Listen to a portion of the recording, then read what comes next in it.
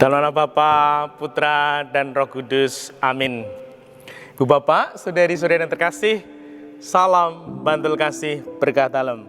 Kembali kita berjumpa dalam Renungan Harian Senin 18 Mei 2020.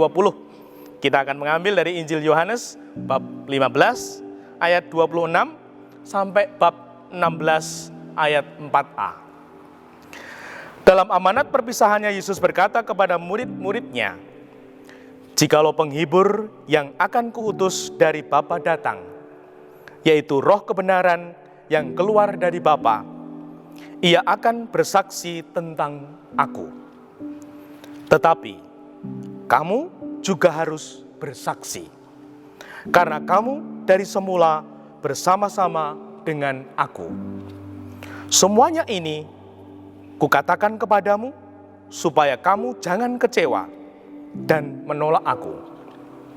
Kamu akan dikucilkan, bahkan akan datang saatnya bahwa setiap orang yang membunuh kamu akan menyangka bahwa ia berbuat bakti bagi Allah. Mereka akan berbuat demikian karena mereka tidak mengenal baik Bapa maupun aku.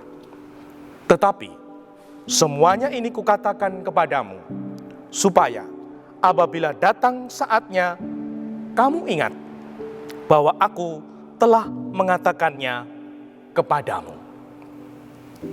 Demikianlah Injil Tuhan. Terpujilah Kristus. Saudari-saudaraku yang terkasih, mengikuti Tuhan seperti juga menjadi membangun keluarga, menjadi suami istri. Ada suka, ada dukanya. Nah, Tuhan mengingatkan bahwa Tuhan mengatakan demikian. Jikalau penghibur yang kuutus datang dari Bapa, yaitu Roh kebenaran yang keluar dari Bapa, ia akan bersaksi tentang aku. Tetapi kamu juga harus bersaksi, karena kamu dari semula bersama-sama dengan aku. Nah, kita harus bersaksi. Dan ketika kita bersaksi, dapat dipastikan ada yang membenci, ada yang tidak suka ketika kita membawa Tuhan dalam hidup kita. Karena memang saat kita bicara tentang kebenaran, ada yang tidak suka, bahkan ada yang membenci. Nah, ketika waktu itu saya melayani di sebuah paroki, mengatakan umat membutuhkan pelayanan Ekaristi untuk keselamatan jiwa-jiwa.